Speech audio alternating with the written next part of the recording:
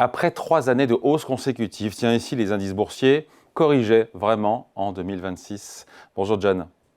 Bonjour David. John Plassa, responsable de la stratégie d'investissement chez Cité Gestion Duplex avec nous depuis Genève. Que nous disent les statistiques s'agissant? Est-ce qu'on peut enchaîner comme ça? On a de bonnes chances d'enchaîner 3 années consécutives de hausse, ou est-ce que la probabilité augmente évidemment a priori d'avoir une année de baisse?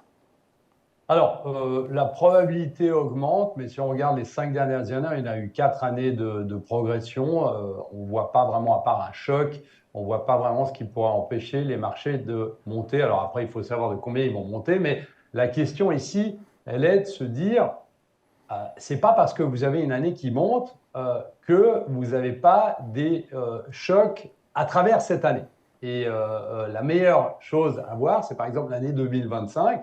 Vous vous souvenez du Liberation Day en avril? Ben, entre le plus haut du Liberation Day et le plus bas de cette période, ben, les marchés américains, le S&P 500 a perdu 19%. C'est ce Et qu'on appelle en pourtant, anglais un drawdown. voilà, Drawdown. exactement. Entre le plus haut et le plus bas. Donc, on voit que, en fait, globalement, chaque année, si on prend le S&P, depuis la création du S&P, dans les années 50, bien, on a baissé en moyenne, il faut faire évidemment attention à la moyenne, on a baissé en moyenne de 16% par année entre le plus haut et le plus bas. Oui, ça ne veut pas dire qu'on n'a pas fini l'année dans le vert, mais en tout cas, entre le point haut et le point bas, il y a en moyenne, sur les 10 dernières années, la baisse était de 16%, et donc de 19% cette année, en 2025.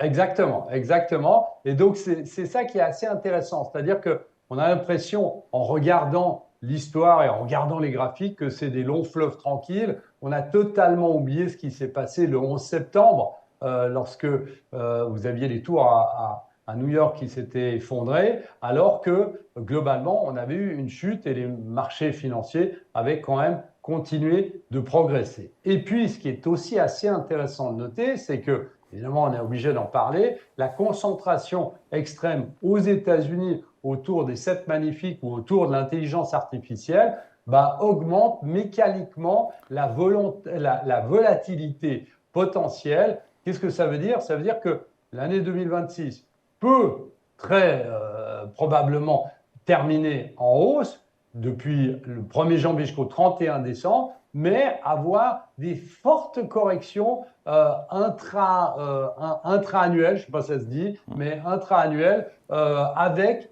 des potentiels points d'entrée absolument extraordinaires. Et c'est là, lorsque je me réfère une nouvelle fois au Liberation Day, par exemple, on peut parler du Covid, on peut parler d'autres périodes, où lorsqu'on a ces drawdowns, comme vous disiez, David, eh bien, il est toujours intéressant de les exploiter. Alors, on n'arrivera jamais à capter le point bas, mais souvent, dans cette période de forte baisse, ben, il est intéressant de faire des moyennes, d'investir progressivement pour pouvoir capter ces baisses qu'on a historiquement chaque année. Mais potentiellement, s'il y avait un drawdown en 2026, il pourrait être un peu plus marqué, compte tenu de ce qu'on a dit de cette concentration extrême des valeurs autour de la thématique de la tech et de l'IA. Oui, tout à fait. Et ce qui est intéressant, c'est qu'on a vu justement sur ces baisses potentiellement un peu plus marquées, on avait une gestion des actifs qui était différente que les années précédentes où effectivement il fallait juste acheter un ETF sur le Nasdaq, un ETF sur le S&P 500 et puis on était relax. Là, on est plutôt dans une allocation, et on a déjà parlé l'année passée d'ailleurs, sur qui s'appelle la diversification, la 3D, hein, on en a assez parlé, où il ne faut pas simplement être diversifié dans les régions, c'est-à-dire l'Europe, les États-Unis et l'Asie, mais aussi dans les secteurs et aussi au sein des secteurs. Parce qu'on a vu qu'en fin d'année passée, eh bien, on avait eu plusieurs valeurs de l'intelligence artificielle qui avaient énormément bougé, alors que certaines avaient progresser. Donc, on voit que cette diversification ou cette réallocation peut limiter un choc systémique.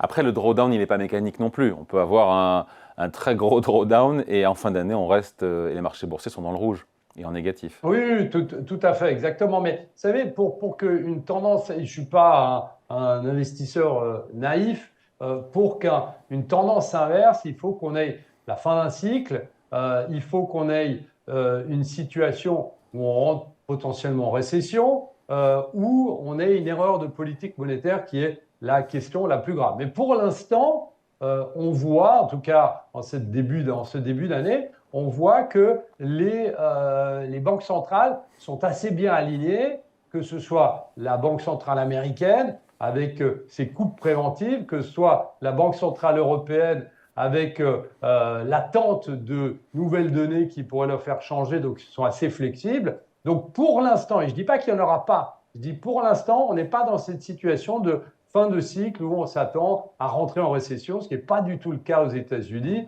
On pourrait même avoir une croissance au-delà des 2% qui pourrait surprendre même à la hausse.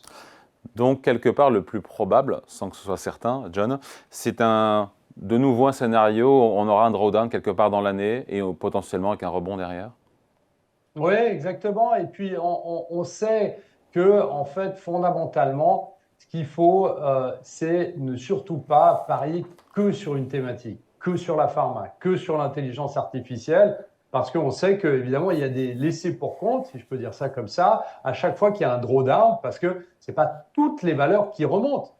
On a vu que des valeurs s'étaient effondrées largement l'année passée, n'avaient pas retrouvé leur niveau d'antan, mais on est dans une situation où il faut s'y préparer. Et ce qui est assez intéressant, c'est que souvent on parle de ces marchés haussiers, baissiers, c'est de dire une chose, c'est qu'on a quasiment la certitude qu'on va avoir une baisse. Alors, difficile de dire certitude, mais on est presque certain qu'on va avoir une baisse d'au moins 15% à 20% à un moment donné cette année.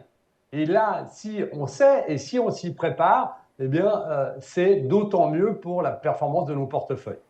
Et on finit là-dessus, on s'y prépare, ça veut dire quoi? Comment est-ce qu'on structure son portefeuille dans l'optique effectivement de ce scénario sur 2026?